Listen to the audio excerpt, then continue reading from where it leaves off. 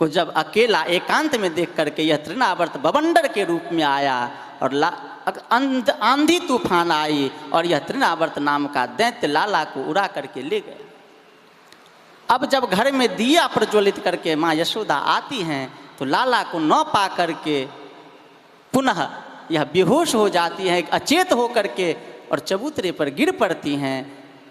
हाहाकार होती है, सभी ब्रज गोपिकाएं आती है माँ यशोदा को इस प्रकार देख करके सभी विकल हो जाते हैं। लेकिन उस तृणावर्त का जो शरीर उड़ा उसके नीचे नीचे ब्रज के गोप दौड़ रहे थे। ऊपर जा कर के लाला उस तृणावर्त के छाती पर इतने भारी हो गए, इतने भारी हो गए कि वह तृणावर्त दैत्य लाला के भार को सह नहीं सका और नंद महल के समीप ही गोपुरम था, नंद बाबा का गौशाला था, वहीं उसका भयंकर शरीर गिरा और आज लाला के द्वारा उसका भी अंत हो गया, उसका भी उद्धार हो गया।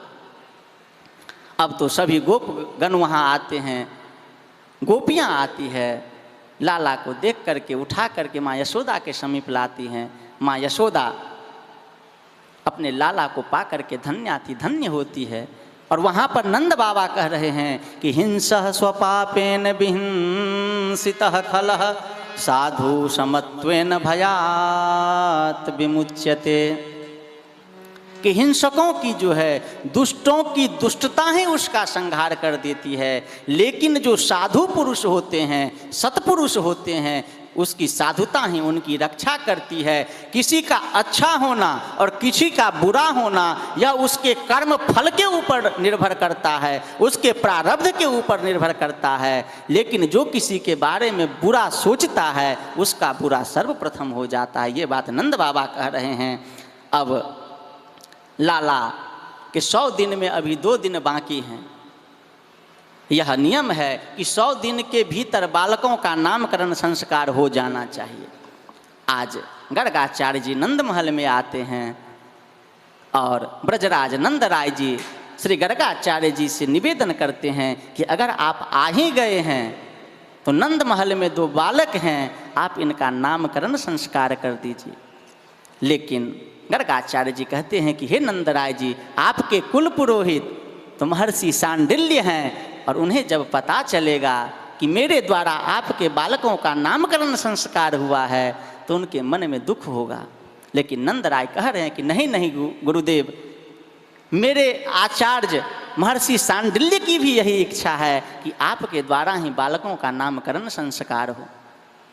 तो इस नामकरण संस्कार में हम अपने सगे संबंधियों को नहीं बुलाएंगे, आप एकांत गौशाला में चल करके मेरे बालकों का नामकरण संस्कार कर दीजिए। अब गाय के गोबर से लिपा जाता है, चौक पूरे जाते हैं और नामकरण की सामग्रियों को लेकर के नंद बाबा वहाँ उपस्थित होते हैं। अब नंद रानी यशोदा जी अपनी गोद में रोहिणी जी के पुत्र को लेकर के और रोहिणी जी श्रीमती श्री यशोदा जी के पुत्र को लेकर के महर्षि के सामने आते। अब गर्गाचार्य जी जब दोनों बालकों का दर्शन करते हैं तो गर्गाचार्य जी की समाधि लग जाती है। फिर गर्गाचार्य जी सचेत होते हैं और यह कहते हैं कि अयम ही रोहिणी पुत्रो रमयन् सुहृदो गुणहि आख्यासते राम इति बलाधिक्याद बलं विदुः यदूनां पृथक भावात शंकर्षण मुष्ण युक्त।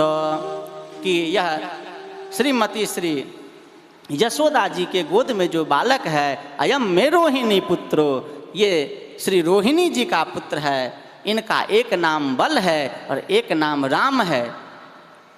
और यादवों में जब कोई विवाद होगा तो ये आपस में समन्वय का काम करेंगे, इसलिए इनका नाम बलराम है और इनका एक नाम शंकर्षण भी है।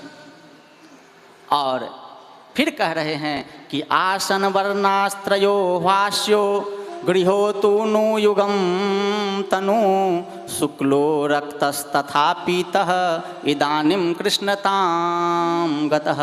और श्रीमती श्री रोहिणी जी के जो गोद में पुत्र है, इसका नाम कृष्ण है कर सतीति कृष्ण, जो चराचर को अपने लावण्य सौगंध सौरस्य रसघन विग्रह अपने स्वरूप के द्वारा मन का हरण करे, उसी का नाम कृष्ण है।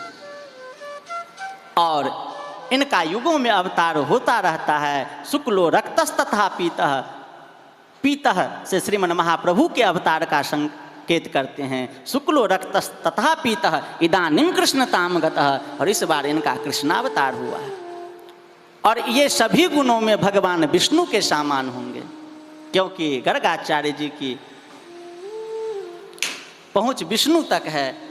बोलिए श्री सद्गुरुदेव भगवान की जय।